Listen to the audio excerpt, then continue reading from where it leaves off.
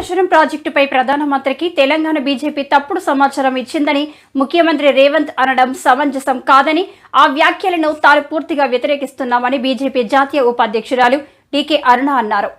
మహబూబ్ నగర్ జిల్లా జడ్చర్లలో నారీ శక్తి వందన్ కార్యక్రమంలో పాల్గొన్న డీకే అరుణ సీఎం రేవంత్ రెడ్డిపై విమర్శలు గుప్పించారు. రేవంత్ పీసీసీ అధ్యక్షుడిగా ఉన్న సమయంలోనే కాళేశ్వరం ప్రాజెక్టు అవినీతిపై ఆధారాలు ఉన్నాయని కేంద్ర ప్రభుత్వానికి ఫిర్యాదు చేశారని, కానీ నాటి ప్రభుత్వం సీబీఐ రాష్ట్రానికి రాకుండా జీవో తెచ్చిందని అన్నారు. చిత్తశుద్ధి ఉంటే కాళేశ్వరం ప్రాజెక్టు అవినీతిపై సీబీఐ ఎంక్వైరీ కోరాలని బీజేపీ డిమాండ్ చేస్తుందని డీకే అరుణ పేర్కొన్నారు.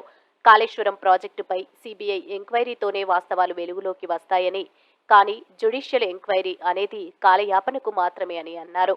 ప్రధానమంత్రిని బడేబాయిగా తెలంగాణ ముఖ్యమంత్రి అనడాన్ని స్వాగతిస్తున్నామని, రాష్ట్ర అభివృద్ధి కోసం ప్రధానమంత్రితో గొడవ పడకుండా సామరస్యపూర్వకంగా ఉండటం మంచిదే అని డీకే అరుణ చెప్పుకొచ్చారు.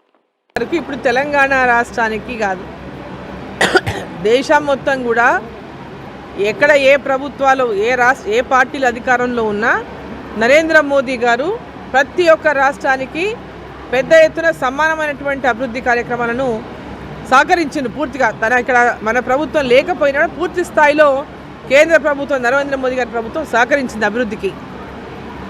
దానిపైన ఒక ప్రజెంటేషన్ కూడా కేంద్ర మంత్రి కిషన్ రెడ్డి గారు ఇవ్వడం జరిగింది గతంలోనే. నిన్న కూడా స్టేజ్ అంటే వేదిక మీదనే ఏ అభివృద్ధి పనులకు ఎంతెంత కేటాయింపులు చేశామో చాలా స్పష్టంగా కూడా చెప్పడం జరిగింది. దాదాపు 10 లక్షల కోట్ల రూపాయల యొక్క అభివృద్ధి కోసం నిధులను కేంద్ర ప్రభుత్వం ఈ రాష్ట్రానికి గత 10 ఏళ్లలో ఇచ్చిందనేది సుస్పష్టంగా తెలియజేసింది.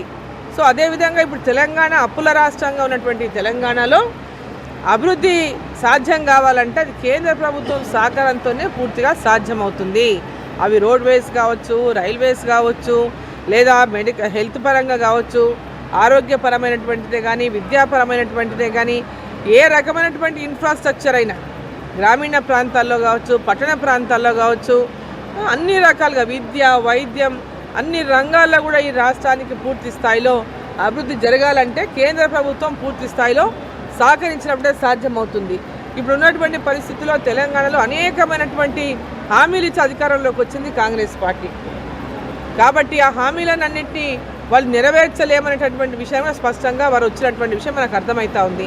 ఏదో చిన్న హామీలు ఏవో కాగితాలు, అది కూడా కాగితాల మీదనే, పేపర్ల మీదనే, ఇంతవరకు గ్రౌండ్లో ఇంప్లిమెంటేషన్ ఎక్కడ జరగలేదు. సో కేవలం ఈ ఎన్నికలు వస్తున్నాయని ఇది అమలు చేస్తాం, అది అమలు చేస్తామని ప్రారంభించినట్టుగా ఒక పత్రికల్లో వార్తలకే పరిమితమైంది ఇప్పుడు ఉన్నటువంటి రాష్ట్ర ప్రభుత్వం, కాంగ్రెస్ ప్రభుత్వం. కాబట్టి ప్రజలకంతా కూడా ఈరోజు అంటే అధికార పార్టీలో అన్నట్టు అధికారికంగా జరిగినటువంటి ప్రోగ్రాంలో ముఖ్యమంత్రి గారు పాల్గొన్నారు. దాంట్లో బడేబాయ్ అంటే కేంద్ర పెద్దన్నగా సంబోధిస్తూ మాట్లాడిన విషయాన్ని స్వాగతిస్తున్నాం. ఎట్లంటే ఖచ్చితంగా పార్టీలకు అతీతంగా తెలంగాణ అభివృద్ధి అవసరం ఉన్నది. ఇక్కడ అధికారంలో ఎవరున్నా కేంద్ర ప్రభుత్వం నరేంద్ర మోదీ గారి యొక్క సహకారం పూర్తిగా తెలంగాణ రాష్ట్రానికి అవసరం ఉంది. కాబట్టి అభివృద్ధి విషయంలో అడ్డగోలుగా మాట్లాడి ప్రధానమంత్రిని కానీ కేంద్ర ప్రభుత్వాన్ని కానీ అడ్డమైన మాటలు మాట్లాడి ఈ యొక్క అభివృద్ధికి అడ్డు రాకుండా చూసుకోవాల్సినటువంటి బాధ్యత కూడా రాష్ట్ర ప్రభుత్వం పైన ఉంటుంది. కాబట్టి ఈ యొక్క రాబోయేటటువంటి కాలంలో కూడా ఇక్కడ పెద్ద ఎత్తున ఎంపీ స్థానాలను భారతీయ జనతా పార్టీ గెలిస్తే పెద్ద ఎత్తున అభివృద్ధి సాధ్యమవుతుంది. కాబట్టి మరి వారు కూడా ప్రధానమంత్రి గారిని వెల్కమ్ చేసినారు. అంటే ఒక మంచి ఉద్దేశంతోనే తెలంగాణ అభివృద్ధి కోసం మాట్లాడినట్టుగా మరి ఈరోజు మాట్లాడుతున్నారు.